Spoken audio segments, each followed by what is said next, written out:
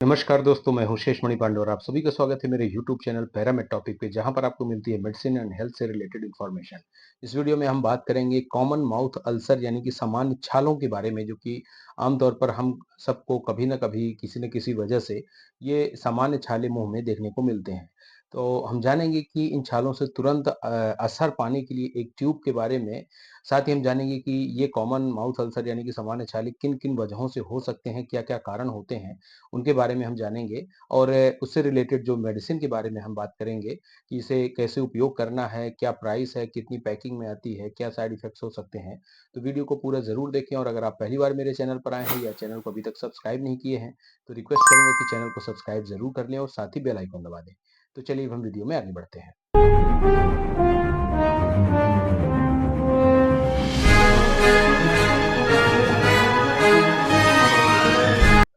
आमतौर पर जो कॉमन माउथ अल्सर होते हैं, वो ज़्यादातर जो सबसे ज़्यादा देखने को मिलते हैं, उसका सबसे बड़ा कारण होता है डिहाइड्रेशन यानी कि पानी का कम पीना। डिहाइड्रेशन होने के कारण जो कोलेजन फॉर्मेशन होता है, वो कम हो जाता है और ये जो कोलेजन फाइबर होते हैं, फाइबर्स, ये डाइजेशन और डाइजेस्टिव सिस्टम के लिए बहुत ही इंपॉर्टेंट रोल प्ले करते हैं।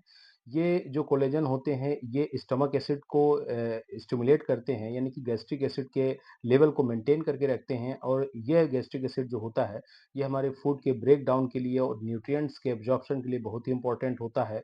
साथ ही हमारी स्टमक की जो लाइनिंग होती है यानी कि पेट की परत है, उसको प्रोटेक्ट करके रखती है किसी प्रकार के एसिड से और उनको अल्सर से बचा के रखती है।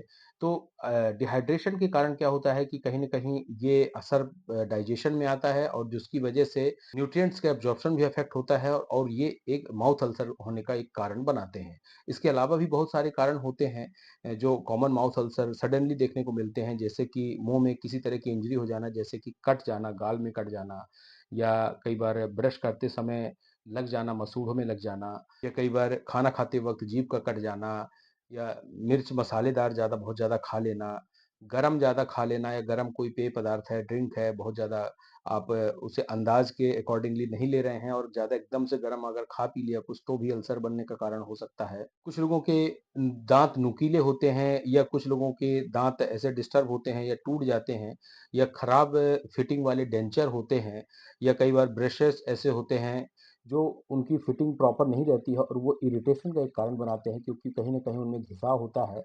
जो हमारी जो माउथ का जो अंदर का जो म्यूकोसल लेयर है, वो कहीं न कहीं इरिटेट होती है और उसके कारण भी ये छाले होने के चांसेस होते हैं। इसके अलावा स्मोकिंग जो स्टॉप करते हैं यानी कि जो पहली बार स्मोकिंग छोड़ते हैं, उन लोगों में भी कई बार ये देखा जाता है कॉमन माउथ अल्सर। कभी-कभी के वायरल इन्फेक्शन होता है जिसे हम सिम्प्लेक्स हर्पीज सिम्प्लेक्स वायरस कहते हैं, जिसे कोल्ड सोर वायरस भी कहते हैं।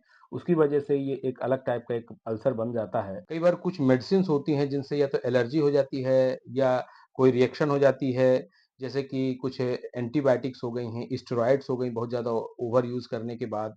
तो कुछ मेडिसिन के कारण भी ये एलर्जी रिस्पॉन्स देने के कारण ये माउथ अल्सर हो जाते हैं। एंड मोस्ट कॉमन जो उसका डिफिशिएंसी होती है जो विटामिन्स की, तो उसकी वजह से देखने को मिलता है, जिसमें कि विटामिन सी है, विटामिन बी2 है, आयरन है, फोलिक एसिड है।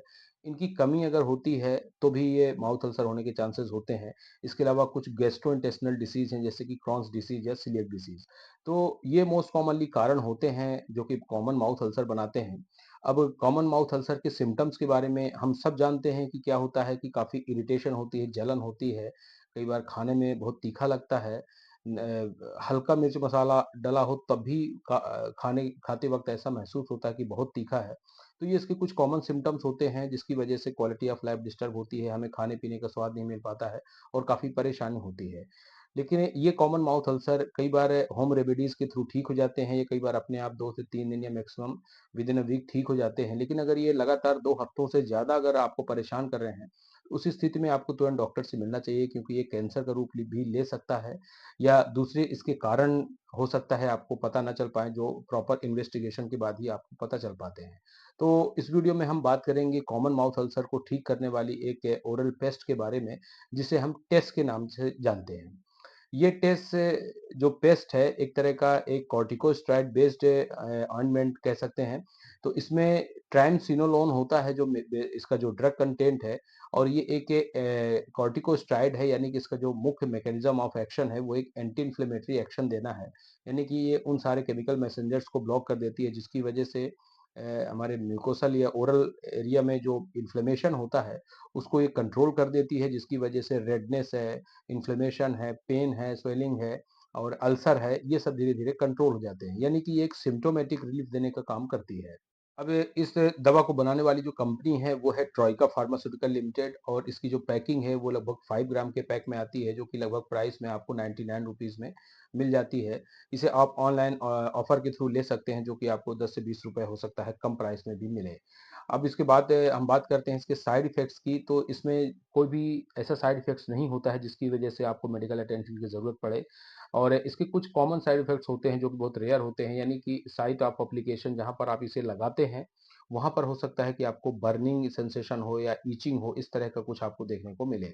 अब ये जो ओरल पेस्ट है, ये ओनली यूज़ फॉर एक्सटर्नल है, यानी कि इसे केवल वहीं पर लगाना है जहाँ पर मुँह में छाले होते हैं और इसे रब नहीं करना है, हल्के से लगाना है, हल्की मसाज के फॉर्म में इसे लगाना है और 5 से 10 मिनट तक इसे लगाकर रखना है, थूकना नहीं है, ना ही इसे निगलना है।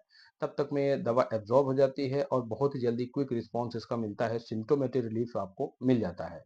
इस दवा को खाना खाने के बाद या बेड टाइम में भी लिया जा सकता है, अप्लाई कर सकते हैं और उसके बाद इसे आप नॉर्मल पानी से कुल्ला कर सकते हैं और इसका बहुत ज़्यादा यूज़ नहीं करना चाहिए, मैक्सिमम 1 से या 2 बार इसे यूज़ कर सकते हैं और जितने दिन के लिए रिकमेंड किए जाएँ आपके डॉक्टर के द्वारा उतने ही दिन इसका उपयोग करना चाहिए, क्योंकि ये कॉर्टिकोस्टेरॉइड मेडिसिन है, इसलिए इसका लॉन्ग टर्म यूज़ नहीं करना चाहिए। अब हम बात करते हैं इससे रिलेटेड सब्स्टिट्यूट यानी कि अल्टरनेटिव ब्रांड्स के बारे में कि कौन-कौन से इसके ब्रांड हैं। तो इसमें जो पॉपुलर ब्रांड हैं जैसे कि Oraways oral ora mucosal paste है, फिर है Turbocort ora mucosal paste, Orotrim oral mucosal paste और रेपिकॉर्ड। तो ये इसके कुछ 2-3 ब्रांड जो हमें बताए हैं, और भी दूसरे अवेलेबल ब्रांड हो सकते हैं जो कि आपके डॉक्टर की चॉइस पर डिपेंड करता है। और टेस्ट ट्राइका फार्मास्यूटिकल कंपनी का एक बहुत ही पॉपुलर ब्रांड है। तो ये हमने जाना ऑइंटमेंट के बारे में और नॉर्मल कॉमन माउथ अल्सर के कॉज़ के बारे में। तो उम्मीद करता हूँ कि ये वीडियो आपको पसंद आएगा और ऐसे ही मेडिसिन एंड हेल्थ से रिलेटेड वीडियोज़ के लिए आप हमारे चैनल को सब्सक्राइब कर लें और साथ ही बेल आइकन दबा दें। तो मिलते हैं नेक्स्ट वीडियो में। Thank you so much for watching.